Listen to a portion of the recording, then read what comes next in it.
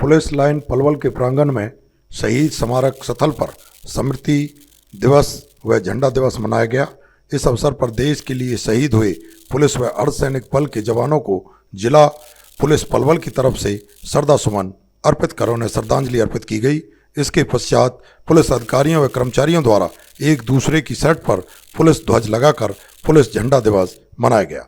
शहीद स्मृति दिवस के अवसर पर जिला पुलिस कप्तान वरुण सिंगला ने देश के लिए शहीद हुए पुलिस व अर्धसैनिक बल के जवानों को पुष्प चक्र अर्पित कर नमन किया। पुलिस अधीक्षक ने कहा कि देश की रक्षा कर अपने प्राण न्यौछावर करने वाले शहीदों से प्रेरणा लेकर अपने जीवन में प्रण करना चाहिए कि हम अपने सामने आने वाली किसी भी चुनौती का दृढ़ता से सामना करेंगे, चाहे हमें इसके लिए अपने प्राणों की आहुति क्यों न देनी पड़े।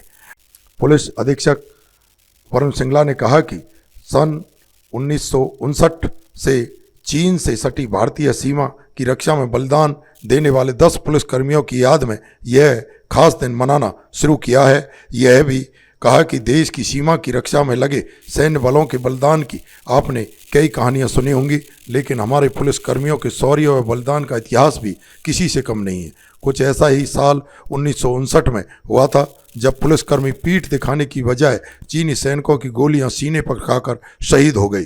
चीन के साथ देश की सीमा की रक्षा करते हुए जो बलिदान किया था, उसकी याद में हर साल पुलिस स्मृति दिवस मनाया जाता है। यह 21 अक्टूबर 1959 से जब 10 पुलिसकर्मियों ने अपना बलिदान दिया था, तब तिब्बत के साथ भारत की 25,000 मील की सीमा की निगरानी की जिम्मेदारी भारत के पुलिसकर्मियों की थी। इस घटना से एक दिन पहले 20 अक्टूबर 1959 को 3री बटालियन की एक कंपनी को उत्तरी पूर्व लद्दाख में हॉट स्प्रिंग नाम के स्थल पर तैनात किया गया था। इस कंपनियों को 3 टुकड़ियों में बांटकर सीमा सुरक्षा की बागडोर सौंपी गई। लाइन ऑफ कंट्रोल में जवान गश्त के लिए आगे निकले।